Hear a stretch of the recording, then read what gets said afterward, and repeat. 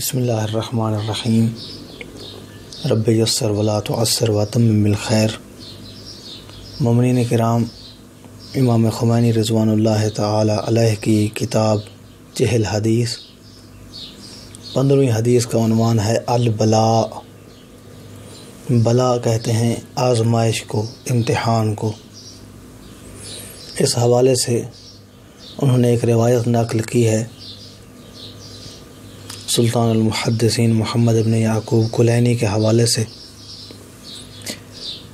عن سماعہ راوی کا نام ہے، عن ابی عبداللہ علیہ السلام، کہا کہ میں نے حضرت امام جعفر صادق علیہ السلام سے سنا، قال انا فی کتاب علی علیہ السلام، کہا امام علیہ السلام نے فرمایا کہ امیر المؤمنین حضرت علی علیہ السلام کی کتاب میں تھا۔ اللہ ظاہر امیر المؤمنین کی کوئی کتاب ہے، کوئی رسالہ ہے، اس کے اندر یہ موجود تھی یہ نصیحت، کیا؟ امتحان اور آزمائش کے حوالے سے۔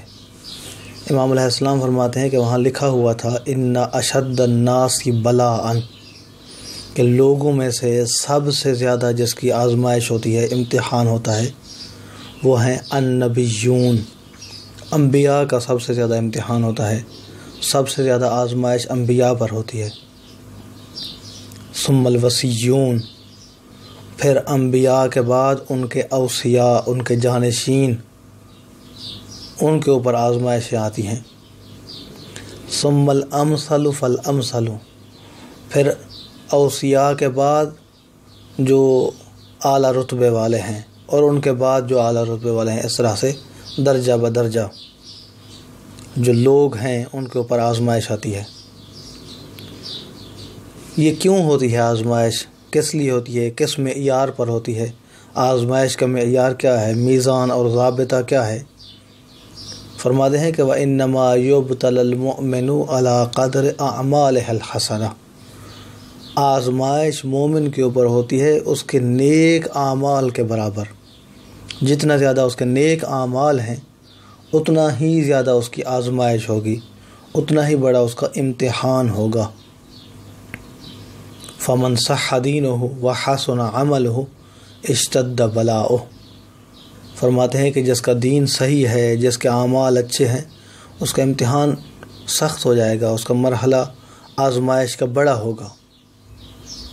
کیوں؟ وَذَلِكَ أَنَّ اللَّهَ تَعَالَى لَمْ يَجْعَلِ الدُّنْيَا ثواباً لِمُؤْمِنٍ وَلَا عُقُوبَةً لِكَافِرٍ، فرماتے ہیں کہ دنیا کیونکہ ہے ہی امتحان کی جگہ، یہاں پر اللہ نے جزا نہیں دینی ہے مومن کو، اور نہ ہی کافر کے اوپر عقاب ہونا ہے۔ یہ دنیا آزمائش ہے، یہ دنیا کمرہ امتحان ہے، امتحان گاہ ہے۔ تو اس امتحان گاہ کے اندر امتحان اور آزمائش اور مصیبتیں ہونی ہیں، کیونکہ اللہ نے مومن کے لیے ثواب دنیا میں قرار نہیں دیا ہے، ثواب آخرت میں ہے۔ لہذا مومن کے اوپر اگر مصیبت آتی ہے، آزمائش آتی ہے، پریشان ہوتا ہے، تو اس کو یہ نہ سمجھ لے کہ یہ اللہ کی طرف سے کوئی عقوبت ہے میرے اوپر، کوئی عقاب ہے۔ نہیں، ایسا نہیں ہے۔